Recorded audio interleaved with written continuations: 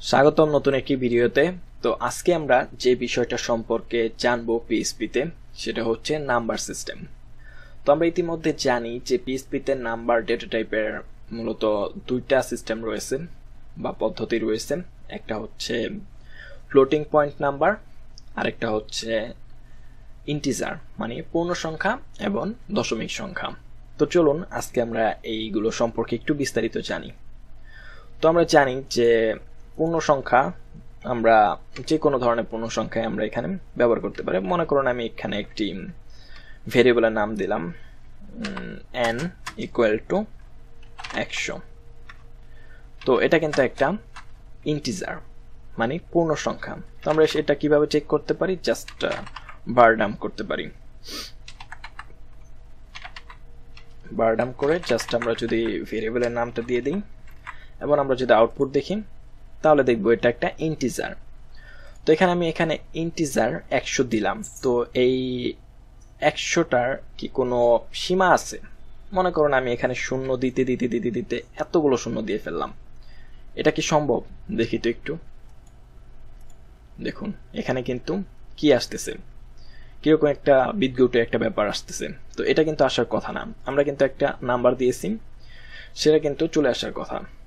কারণ হলো পিএইচপিতে এই ইন্টিজার রাখার জন্য একটা নির্দিষ্ট পরিমাপ রয়েছে, সেই পরিমাপের মধ্যে আমাদেরকে কাজ করতে হবে। তো সেটা জানার জন্য আমরা চাইলে এটাকে একটু কমেন্ট আউট করে রাখি, এখানে ইকো করতে পারি পিএইচপি ইন্টিজার ম্যাক্স। ইন্টিজার না তো, মূলত INT দিয়ে ম্যাক্স দিতে হয়। এই কথাটা লিখে যখন আমরা এখানে ইকো করব এবং আমরা যদি রিলোড করি তাহলে দেখুন এখানে কিন্তু আমরা ঠিক পজিটিভ কতগুলো সংখ্যা রাখতে পারবো, কত পর্যন্ত রাখতে পারবো সেটা কিন্তু এখানে দেখাচ্ছে। এটা কিন্তু বিশাল বড় একটা সংখ্যা। তো এই সংখ্যাটা কিন্তু মোটামুটি 99.9% ক্ষেত্রেই যথেষ্ট প্রোগ্রামিংয়ে। এর বেশি লাগলে তখন অন্য পদ্ধতি ইউজ করা হয়। এবং যদি আমরা মিনিমাম সংখ্যাটা দেখতে চাই তাহলে জাস্ট ম্যাক্সের পরিবর্তে মিনি লিখে দিলেই হবে। এই যে মিনি লিখে দিলাম। এখন যদি আমরা রিলোড করি দেখুন এটা কিন্তু মাইনাস, তার মানে মাইনাস এত থেকে প্লাস এত পর্যন্ত এটার সীমারেখা। এর মধ্যে কিন্তু আমরা চাইলে যে কোনো ধরনের ইন্টিজার বা পূর্ণ সংখ্যা আমাদের প্রোগ্রামে ইউজ করতে পারবো পিএইচপিতে। তো পিএইচপিতে মূলত 8 বাইট ইউজ করা হয়। তো সেটাও যদি আমরা জানতে চাই তো এই জন্য জাস্ট ইন্টিজার সাইজ দিয়ে দিলেই দেখতে পাবো আমরা এখানে 8 চলে আসবে। দেখুন এখানে কিন্তু 8 মানে 8 বিট ইউজ করা হয়, এই জন্য মূলত এতগুলো সংখ্যা। তো এখানে ইন্টিজারে যে শুধুমাত্র আমরা ডেসিমেল নাম্বার সিস্টেম ব্যবহার করতে পারবো তা কিন্তু নয়।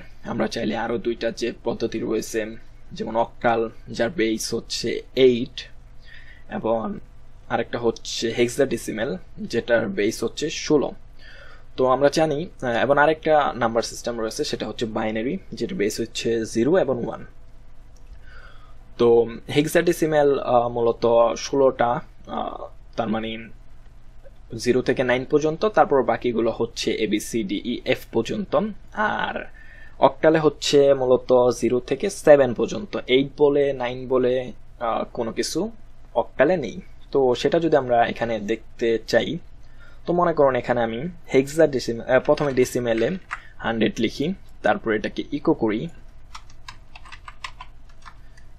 দেখুন এখানে কিন্তু আমি ইকো করলাম এই ভেরিয়েবলের নামটাকে, রিলোড করি। দেখুন এখানে কিন্তু আমরা 100 দেখতে পাচ্ছি। তারপর এটাকে আমি কপি করে বা ডুপ্লিকেট করে এখানে আরেকটা কাজ করি,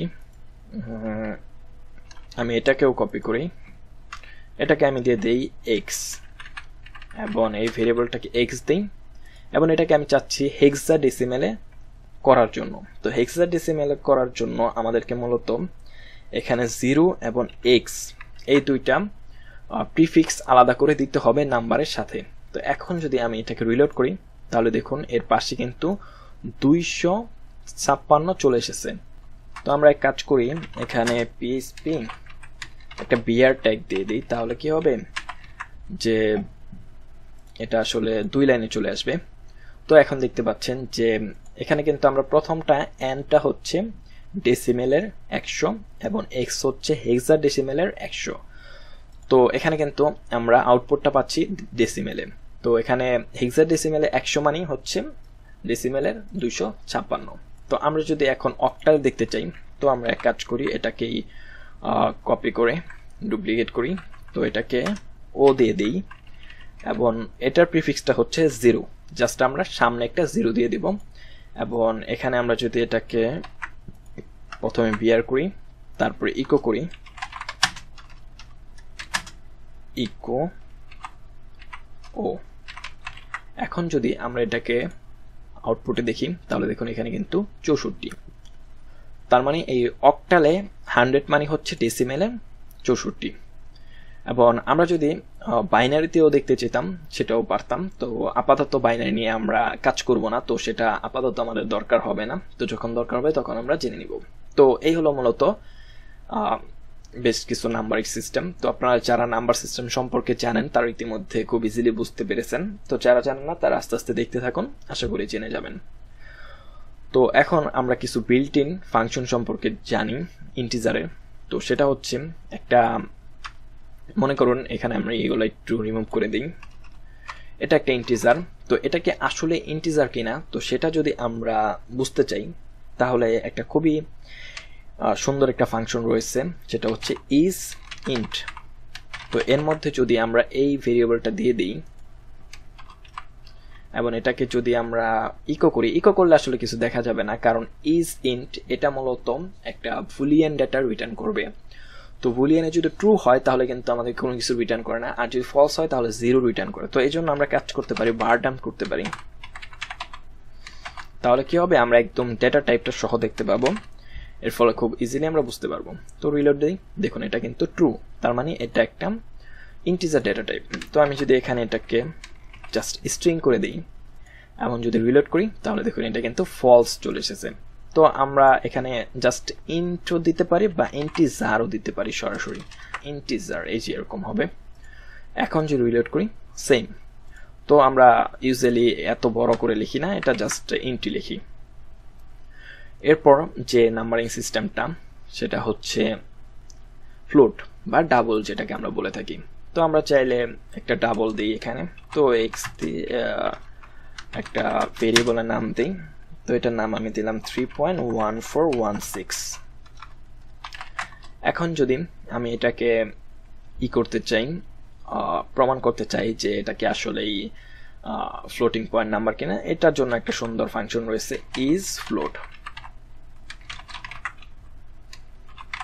এফ দিলাম, তারপর এটাকে আবার ভারডাম করতে পারি, খুবই ইজি। বাট জানতে হবে এগুলো, আসলে না জানলে আমরা কাজ করতে পারবো না। দেখুন এটা কিন্তু ট্রু চলে এসেছে।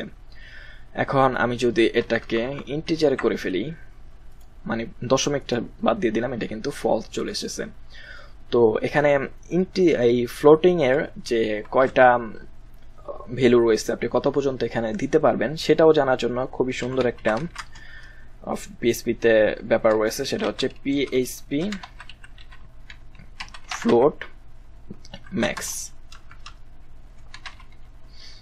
তো এটা লিখে যখন আপনারা এখানে ইকো করবেন এবং রিলোড করি, দেখুন এখানে কিন্তু এটার সর্বোচ্চ কত এবং সর্বনিম্ন কত সেটাও কিন্তু আমরা এখানে দেখতে পাবো একই সাথে। এখন যদি রিলোড করি, দেখুন এখানে কিন্তু এত থেকে যত ম্যাক্স যত ছিল তত পর্যন্ত আমরা কিন্তু ফ্লোটিং পয়েন্ট নাম্বার রাখতে পারবো।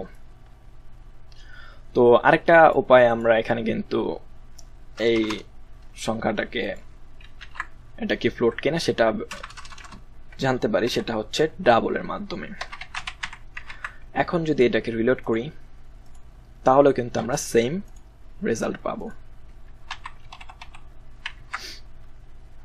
রিলোড করি, এটা কিন্তু ট্রু আসবে, ট্রু। তো এই হলো মূলত ইন্টিজার এবং ফ্লোটিং পয়েন্ট নাম্বার।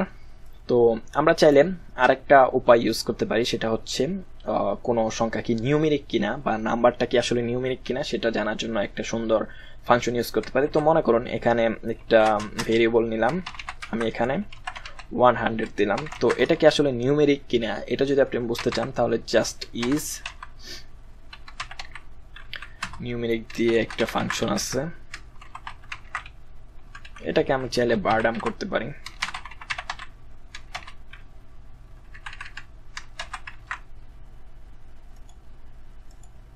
দেখুন এটা কিন্তু ট্রু চলে এসেছে। আর যদি আমরা এখানে এটা কিন্তু স্ট্রিং আকার আছে, কিন্তু তারপর এটা কিন্তু একটা নিউমেরিক স্ট্রিং, তো এই জন্য কিন্তু নিউমেরিক চলে এসেছে। তো আমি যদি এখানে যে কোনো একটা জাস্ট এমনিতে টেক্সট দিয়ে দিই তাহলে কিন্তু এটার কাজ করবে না। দেখুন এটা কিন্তু ফলস চলে এসেছে। তো এভাবে কিন্তু আমরা সরাসরি নিউমেরিকটাও চেক করে নিতে পারি। তো আমি চাইলে এখানে সরাসরি নাম্বার দিতে পারি, সেটা তো অবশ্যই নিউমেরিক হবে। এরপর আমরা চাইলে ফ্লোট এবং ইন্টিজারের মধ্যে টাইপ কাস্টিং করতে পারি। তো মনে করুন এটা হচ্ছে একটা ইন্টিজার, আমরা কিন্তু জানি। তো আমি যদি বারডাম করে দেখি তারপরেও কিন্তু এটা কিন্তু একটা ইন্টিজার চলে আসবে। রিলোড করি, কি ব্যাপার, কি হলো? ও আচ্ছা, এখানে এই যে সেমিকোলন দেওয়া হয় নাই। এই তো এটা কিন্তু একটা ইন্টিজার। তারপরে আমি এখানে ওয়াই দিয়ে একটা ফ্লোটিং পয়েন্ট নাম্বার নেই এবং এটাকেও আমরা সেম টু সেম ডুপ্লিকেট করে ওয়াই দিয়ে দিই এবং এখানে অবশ্যই আমাদেরকে একটা ইকো বিয়ার দিয়ে দিই যাতে আমরা খুব ইজিলি দেখতে পারি। তো এখানে দেখতে পাচ্ছেন এটা হচ্ছে ইন্টিজার এবং এটা হচ্ছে ফ্লোটিং পয়েন্ট নাম্বার। তো আমরা যদি এখন এই ফ্লোটটাকে ইন্টিজারে কনভার্ট করতে চাই তাহলে জাস্ট আমরা কি করব, সরাসরি এখানে যে কোনো একটা ভেরিয়েবল নিয়ে আলাদা করে ওয়াই কাস্ট ইকুয়াল টু, আমরা জাস্ট এখানে এটাকে ইন্ট এভাবে দিয়ে তারপরে ওয়াই দিয়ে দিব। এখন যদি আমরা এই ওয়াই কাস্টকে ইকো করি, এখন যদি আমরা এটাকে রিলোড করি তাহলে দেখুন এখানে কিন্তু আমি শুধুমাত্র 3 দেখতে পাচ্ছি। তো আমি কাজ করি এটাকে এখানে দিয়ে দিই, তাহলে কি হবে, নিচে নিচে চলে আসবে। তো এটা কিন্তু শুধু 3, অথচ এটা কিন্তু ছিল 1.16।